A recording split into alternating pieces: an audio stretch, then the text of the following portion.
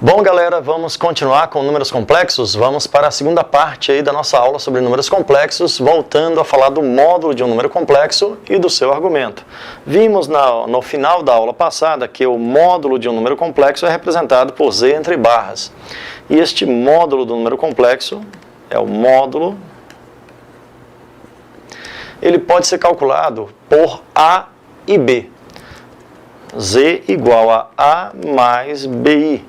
E o módulo do número complexo, a ao quadrado, é igual a ao quadrado mais b ao quadrado. Utiliza-se o teorema de Pitágoras, ou o módulo de z será a raiz de a ao quadrado mais b ao quadrado. Tá bom? Dessa maneira, podemos calcular o módulo de um número complexo. Tá? Tudo ok? Vamos pegar exemplo. Vamos ver exemplo? Vamos determinar o módulo. Determinar o módulo dos números complexos.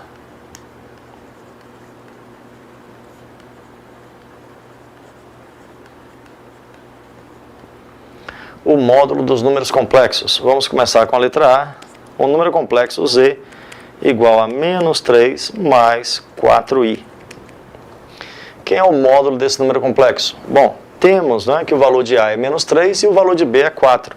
Para calcular o módulo do número complexo z, basta fazer a raiz de A ao quadrado, que é menos 3 ao quadrado, mais B ao quadrado, que é 4 ao quadrado. Então, este vai ser o módulo do número complexo. Bom, menos 3 ao quadrado, 9. Vai ficar a raiz de 9 mais 4 ao quadrado, 16. Raiz de 9 mais 16. Logo, o módulo do número complexo z será a raiz de 25. 9 mais 16, 25. Logo, o resultado é 5. Então, este é o valor do módulo do número complexo z. E lembrando que o módulo representa a distância entre o ponto 0, 0 e o ponto que representa z. Então, se temos aqui, bom, só que fica negativo, vamos corrigir aqui, só para você lembrar, os eixos estão nessa posição, o número é negativo, a parte real e a parte imaginária, temos aqui o valor menos 3, o valor 4, e o módulo vai ser justamente a distância entre a interseção dessas duas linhas que eu estou traçando, Este aqui é o ponto Z. Então, a distância entre o 0, 0, o centro das coordenadas, e o ponto Z é o módulo igual a 5. É isso que representa o módulo de um número complexo. Tudo ok? Todos conseguiram acompanhar? Vamos para o nosso próximo exemplo. Por favor, pare o vídeo e calcule a letra B. Z igual a 7 mais 24i. Qual é o módulo desse número complexo? Bom, mais um exemplo, letra C.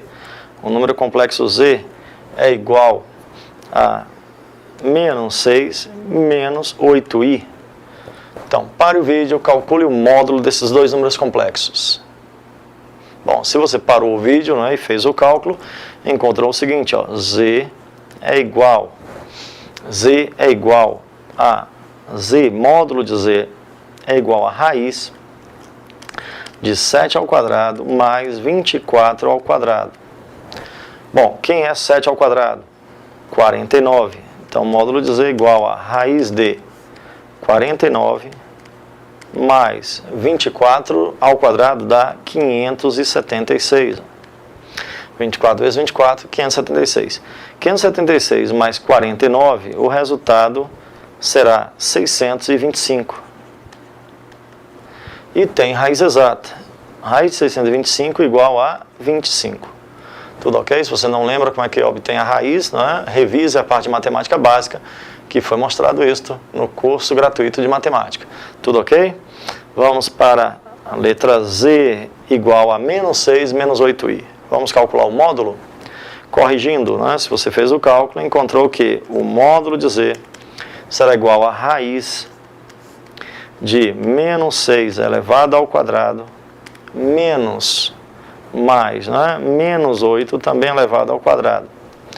Bom, menos 6 ao quadrado, o resultado é o próprio 6. 6 não, 36. E menos 8 ao quadrado, 64. Então temos 6 ao quadrado 36, 8 ao quadrado 64, logo o módulo do número z será igual a raiz de 100.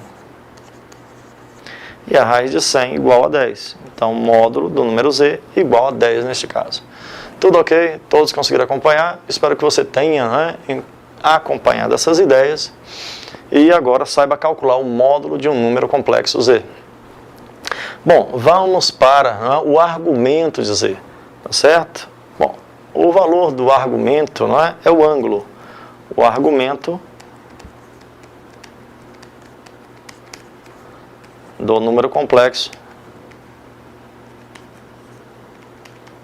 será o ângulo θ. Bom, o ângulo que ele forma com a horizontal. Tá bom? Então podemos determinar o argumento, né, através da tangente do ângulo. Olha só, né, é claro que teríamos que ter cateto oposto e cateto adjacente. Então vamos pegar como exemplo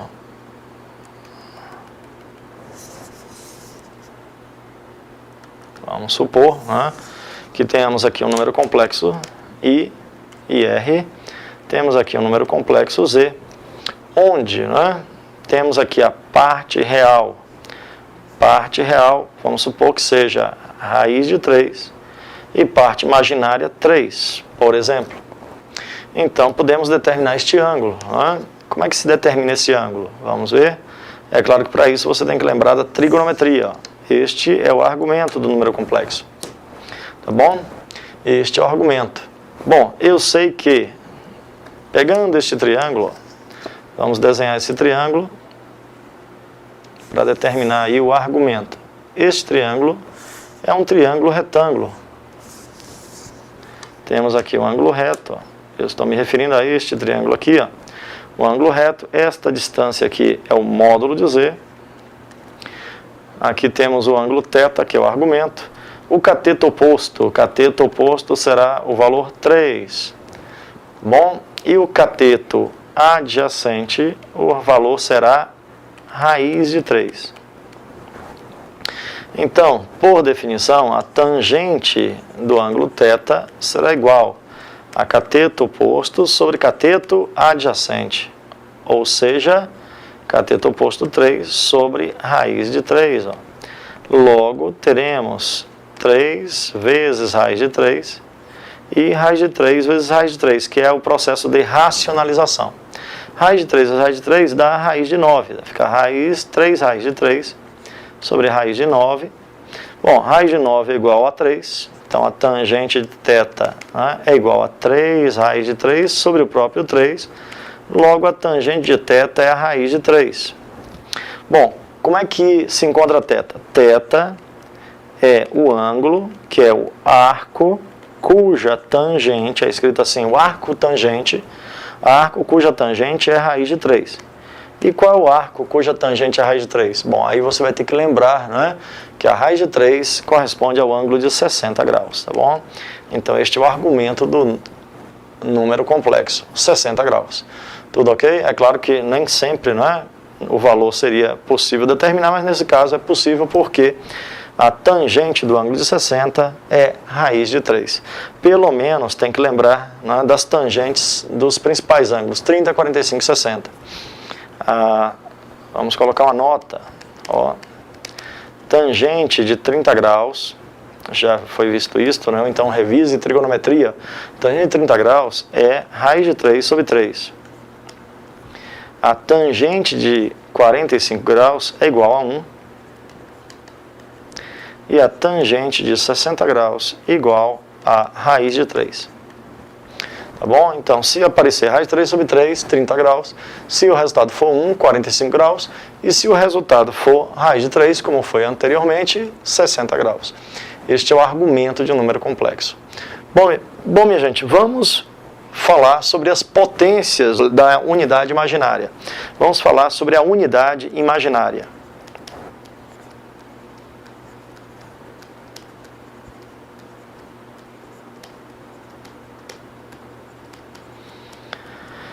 A unidade imaginária é representada pela letra I.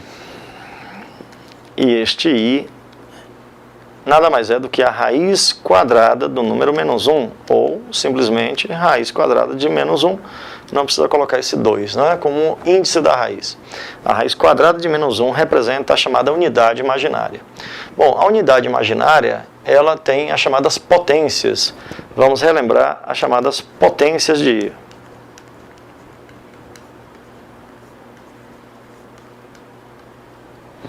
Muito importante essa ideia, as potências de I. I elevado a zero. Bom, você sabe que I elevado a zero é o mesmo que raiz de menos 1 elevado a zero. I elevado a zero. Bom, qualquer número elevado a zero é 1, então I elevado a zero também tem que ser 1. Tá? Raiz quadrada de menos 1, embora eu não saiba qual é o valor, né, que é o próprio I, ela é igual a 1. Qualquer número elevado a zero é 1. Bom, já I elevado a 1. I elevado a 1 é ele mesmo, é o próprio I. Qualquer número elevado a 1 é ele mesmo. Né? Ou poderia escrever que seria a raiz de menos I menos 1 elevado a 1, que é o próprio I elevado a 1. I. Bom, I elevado ao quadrado. I elevado ao quadrado seria a raiz quadrada de menos 1 elevado ao quadrado. Bom, se eu tenho uma raiz elevada ao quadrado, então sai da raiz. E o resultado é menos 1. Já I elevado à terceira será igual, eu posso dizer que é I vezes I elevado ao quadrado. Quem é I? I é o próprio I, o I ao quadrado. I ao quadrado já foi visto que é menos 1. O resultado disso então é menos I. Olha só, esses resultados são muito importantes, tá? I elevado a zero é 1, I elevado a 1 é I elevado ao quadrado menos 1 e I elevado à terceira menos I. A partir daí, as potências começam a repetir os valores, observe. Olha só, vamos reescrever aqui. Ó. I elevado a zero é 1. I elevado a 1 é o próprio I.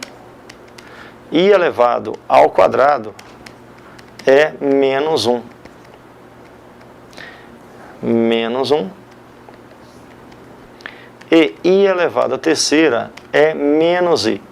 A partir desta potência, aí começa um processo de repetição, um processo cíclico. Observe I elevado à quarta potência. Pode ser escrito como I elevado ao quadrado elevado ao quadrado. I ao quadrado é menos 1. I menos 1 ao quadrado é o próprio 1. Fica positivo. Ó. Ou seja, I elevado a 4 é igual a I elevado a 0. O resultado de I elevado à quarta potência é o mesmo que I elevado a 0. Tá bom? Muito importante esse resultado. Vá guardando essa ideia. Ó. I elevado à quinta potência. Eu posso dizer que é I elevado à terceira vezes I elevado à segunda. Isso aqui é uma propriedade da potenciação. Produto de mesma base. Conserva a base e soma expoentes. 2 mais 3, 5. Quem é I elevado à terceira? Eu sei que é menos I. E quem é I elevado ao quadrado? I elevado ao quadrado é menos 1. Logo, o resultado disto é I. Menos vezes menos mais. Veja que I elevado à quinta é o próprio I elevado a 1. É a mesma coisa. Estão vendo aí a repetição? I elevado a 0 é o mesmo que I elevado a 4. I elevado a 1 é o mesmo que I elevado a 5. Vamos continuar. I elevado a 6 será I elevado a terceira elevado ao quadrado. Potência de uma potência. Conserva a base e multiplica expoentes. Daria I elevado a sexta. Quem é I elevado a terceira? I elevado a terceira é menos I. I menos I ao quadrado, ó, fica positivo. I ao quadrado. I ao quadrado é quem? Menos 1. Tá bom? Veja que I elevado a sexta é exatamente igual a I elevado ao quadrado. Tudo certo? E continuando, ó, I elevado à sétima potência. Vai ser I elevado à sexta vezes I. Quem é I elevado à sexta? Menos 1. Quem é I? O próprio. Então é menos I Isto é o mesmo que I elevado à terceira. Ó. E menos I é o resultado de I à terceira. Então, I à quarta é o mesmo que I a 0, I à quinta é o mesmo que I elevado a 1, I elevado a 6 é o mesmo que I elevado a 2, I elevado a 7 é o mesmo que I elevado a 3. A partir daí começa a repetir tudo de novo. Ó. A repetição inicia novamente. Vai ficar I elevado à oitava, novamente vai ser I à quarta, que vai ser I elevado a 0. I elevado à nona vai ser o mesmo que I elevado à quinta, que é o mesmo que I elevado a 1. Né? I elevado a 0 é 1, I elevado a 1 é o próprio I. I elevado à décima potência é o mesmo que I elevado à sexta potência, ou I elevado, o mesmo que I elevado ao quadrado, que é menos 1. E para finalizar, ó, I elevado a 11, que será igual a I elevado a 7, que é o mesmo que I elevado à terceira, que é menos I. Então, as potências de I sempre terão como resultado 4 valores. 1, I, menos 1, menos I. Tá bom? Não esqueça esse detalhe. Ó. Qualquer que seja a potência de I, o resultado sempre é 1, I, menos 1 e menos I. Tudo ok? Bom, este resultado, né, permite concluir que o ciclo ocorre de 4 em 4. Logo, eu posso calcular potências de I da seguinte forma. Calcular, por exemplo, I elevado a 23. Bom, para obter I elevado a 23, eu faço o seguinte, ó, eu pego o número 23 e divido por 4, para ver quantos ciclos existem. Dará 5, 5 vezes 4, 20, são 5 ciclos e ainda sobra 3. Significa que I elevado a 23 é o mesmo que I elevado a 3. I elevado a 3 é menos I. Tá bom? Então é assim que você calcula as potências de I. Tá certo? Basta dividir por 4 que você vai ter quem é a potência de I de 0 a 3.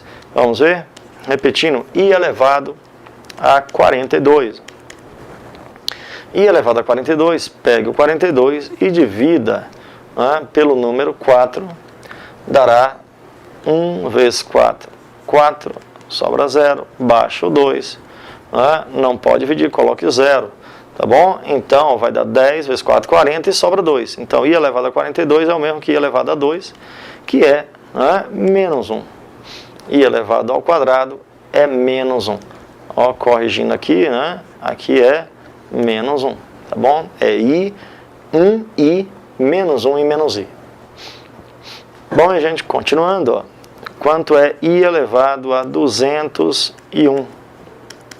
Bom, se você dividir 201 por 4, 201 por 4, dará 50 vezes 4, 200, ó, e sobra 1. Logo é I elevado a 1, que é igual ao próprio I. Tudo ok? Não importa qual é a potência, só é você dividir por 4, né, que você vai ter o resultado, né, da potência de I. Por exemplo, I elevado a 2.342. Vamos ver? Então vamos dividir, vamos apagar essas contas, né, para termos espaço. E vamos dividir 2.342 por 4. 23 por 4, separei o 23 por 4, era 5, sobra 3, não é isso? Baixa o 4. 34 por 4 era 8, 8 vezes 4, 32. Sobra 2, ó, baixa o 2. 22 por 4 era 5, 20, sobra 2. Então o resto da divisão é 2.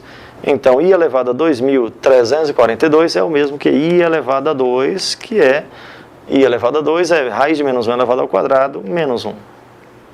Tudo ok? Todos conseguiram acompanhar? Então temos aí como calcular potências de I, tá certo? Eu espero que você tenha acompanhado a aula. É importante revisar todas essas etapas. A apostila está à disposição. Aí você vai lá, dá uma olhada, está toda comentada, e aí você refaz os exercícios para que você aprenda, tá bom? O que está sendo colocado, conheça os números complexos e a unidade imaginária. Ficamos por aqui na parte número 2, né? Iremos depois para a parte número 3, aprofundando nosso assunto sobre números complexos. Até a próxima etapa da aula. Fique com Deus, né? Até lá.